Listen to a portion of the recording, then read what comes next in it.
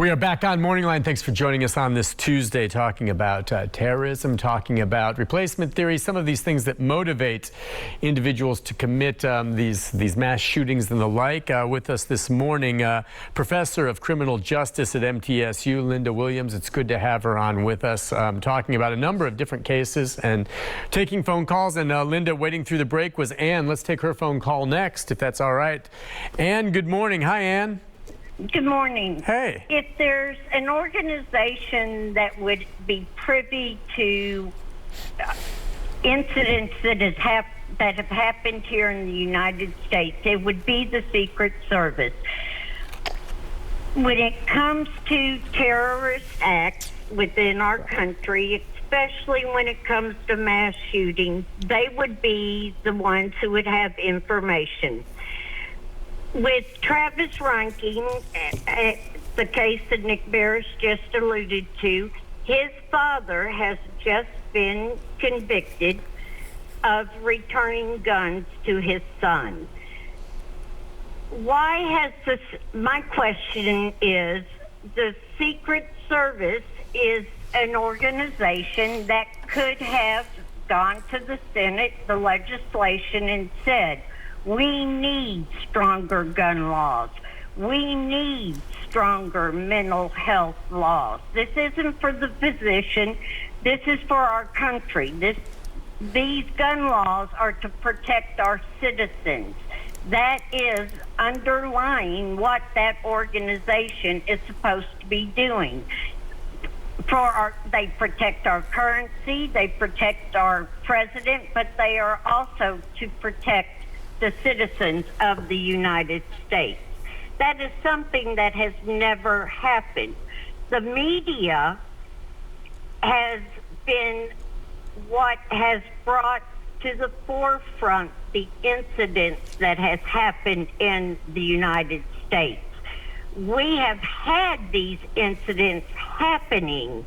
It has just become more apparent and more visible, and now we are responding and reacting to the events that have been taking place here in the United States. Our school shootings, if you look at the numbers, have been happening. The numbers of targeted incidents may be growing and our victim numbers may be growing, but those incidents have happened here in the United States. But until the media started reporting it to us, we didn't know about it. The Secret Service, I guarantee you, knew about it, but we didn't.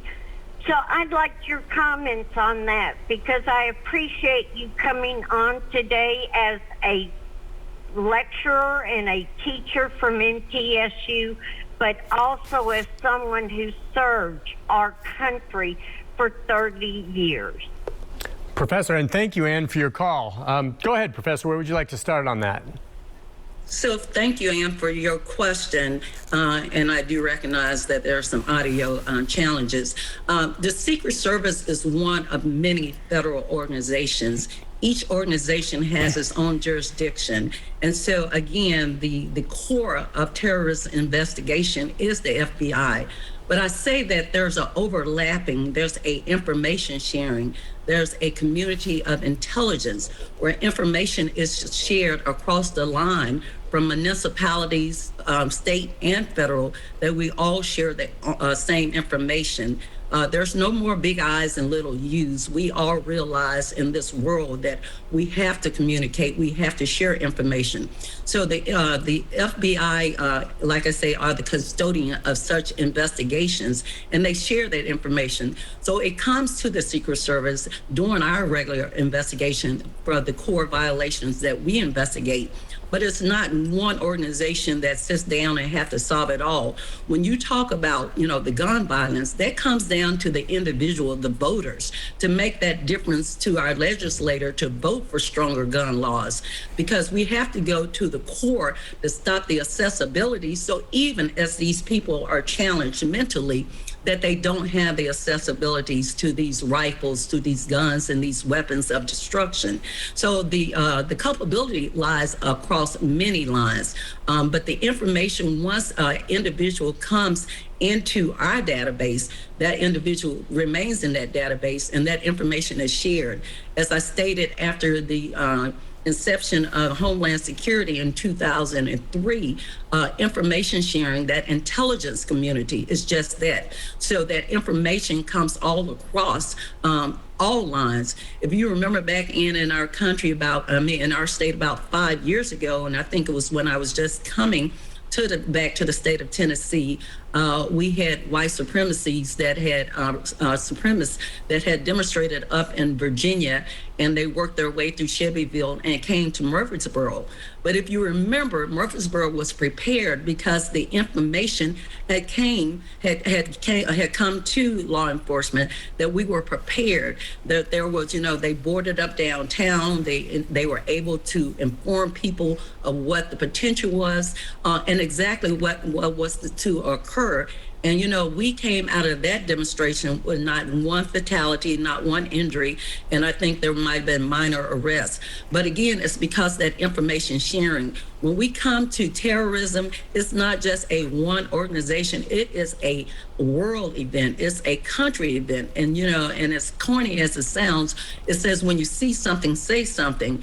You know your community more than anybody, better than anybody. So when you see something that's standing out, that's different, you will be that first eye and ear, and you will be that person that relays that information. So the culpability goes across the board, and that it's not just one agency, but that information is shared. Now, I understand that shooter had come into play with law enforcement. Now, to what degree and why that information was not disseminated, I can't speak on that because, of course, I'm not part of that investigation. But that's why we know that certain individuals that we do have to watch. The Secret Service has its database of people that are mentally challenged, and that comes into play when our protectees come to a certain vicinity or venue that we are already briefed and on the lookout for those individuals. But because domestic terrorism is just broad, it's hard to pinpoint, like we stated before, a composite of what a domestic terrorist look like. On that note, we're going to take a quick break and be back, Professor. Final segment with you right after this.